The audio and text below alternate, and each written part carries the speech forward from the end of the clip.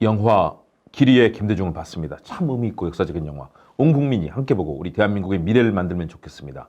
사랑하고 존경하는 김대중 대통령 탄신 100주년 축하드립니다. 서대문 국민들과 함께 이화여대에서 봤는데요. 너무 반응이 좋았습니다. 안녕하세요. 서대문의 아들, 서대문의 파랑나비, 이재명의 대변인, 우상호의 후계자, 김홍국 박사, 김홍국TV, 시사도민고 김홍국 교수의 이슈 힘차게 출발합니다. 많은 관심, 응원, 참여, 좋아요, 댓글 공유, 구독과 알람 설정 부탁드립니다. 김대중 100년입니다. 김태근 전 경향신문 논설위원, 또 언론인 겸 시인이 경향신문에 쓴 칼럼, 김대중 대통령 탄신 100주년을 다룬 가장 의미 있는 글이고 절창입니다. 그 글을 한번 소개할까 합니다. 저랑도 굉장히 절친한 선배신데요. 김대중 대통령, 김대중 자서전을 대통령이 구술을 바탕으로 해서 썼던 분이시죠. 김대중 100년, 김태근. 김대중 대통령의 생가를 둘러본 사람들은 알 것이다. 간척지에 있는 생가는 한눈에도 배산임수의 명당과는 거리가 멀다. 그래서 그의 삶이 바다를 메워 길을 낼 만큼 험했을까.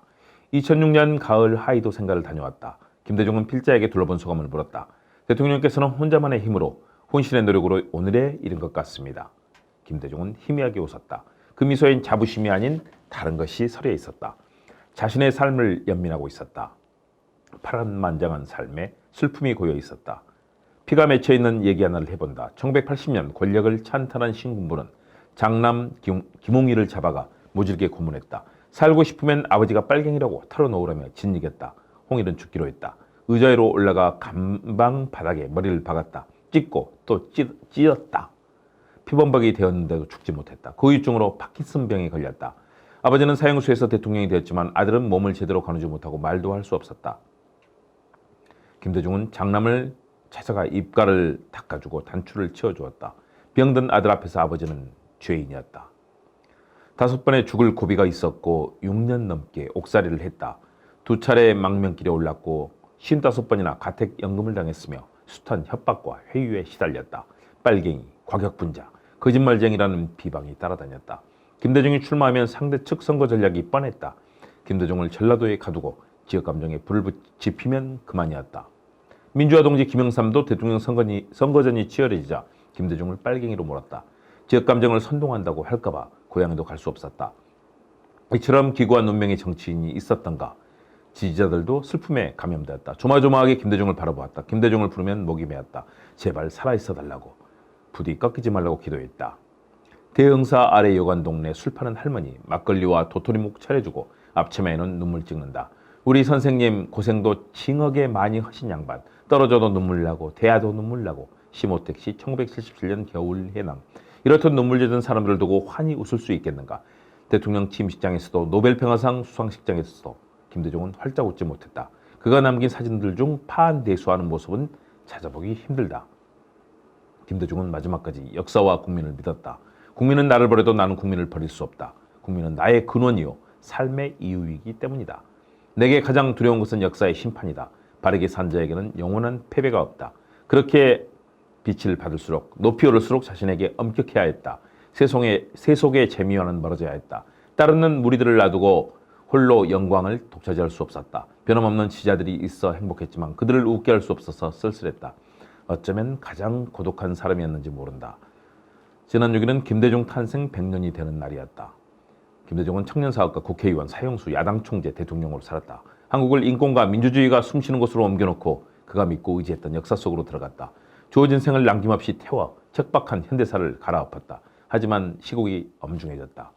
그가 생의 마지막까지 마음을 졸이며 조심하라 일렀던 3대 위기, 남북관계 위기, 서민경제 위기, 민주주의 위기, 3대 위기가 도적처럼 닥쳐왔다. 김대중의 평화 위로 포탄이 날고 있다. 이에 많은 이들이 김대중을 떠올린다. 진보도 보수도 길을 묻고 있다. 김대중 자서전을 구술받았었던 역시 김대중과 가장 친숙한 분이기 때문에 이분이 이런 좋은 글을 썼다고 봅니다. 저도 그분과 같이 얘기를 나누면서 김대중 대통령의 삶에 대해서 감탄하곤 했습니다. 저도 어린 시절 1971년 아버지 목에 목마를 타고 김대중 대통령 당선되기를 기대하고 박수치던 꼬마였습니다. 그리고 김대중 대통령이 이제 돌아가신 이 전까지 또 기자를 하면서 정치부 기자로서 만나 뵐 때가 많았습니다. 정말 열정적으로 전국을 돌면서 국민들께 정치 철학을 설파하는 모습 너무 감동이었습니다. 정말 훌륭한 분이었죠. 그리고 돌아가실 때는 그 당시가 아주 한반도 위기 상황이었고요. 오바마 대통령이 당선된 때였습니다. 제가 미국에서 돌아와서 오바마 대통령에 대한 책을 썼습니다.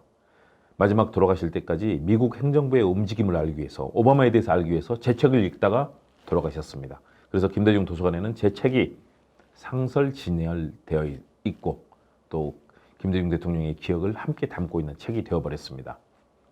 그래서 돌아가신 뒤에 제가 행동하는 양심 이사가 되어서 매년 하이도를 방문하고 추모 마켓을 열고 김대중 대통령을 그리고 또 추모하는 그런 행사를 열고 있습니다. 앞으로도 마찬가지입니다. 존경하고 사랑하는 김구 주석, 김대중 대통령, 노무현 대통령, 그리고 문재인 대통령, 최근에도 평산마을 가서 뵈었습니다.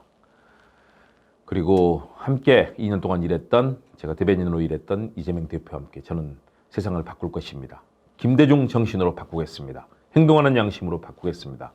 저 김원국이 길이의 김대중에 이어 길이의 김원국이 되어 세상을 바꾸겠습니다. 서대문에서, 대한민국에서, 지구촌에서 바꾸겠습니다. 네, 시사도민고 김원국TV 이슈 여러분과 함께 했습니다. 여러분 열심히 하겠습니다. 많이 도와주세요. 많은 응원 부탁드립니다. 감사합니다.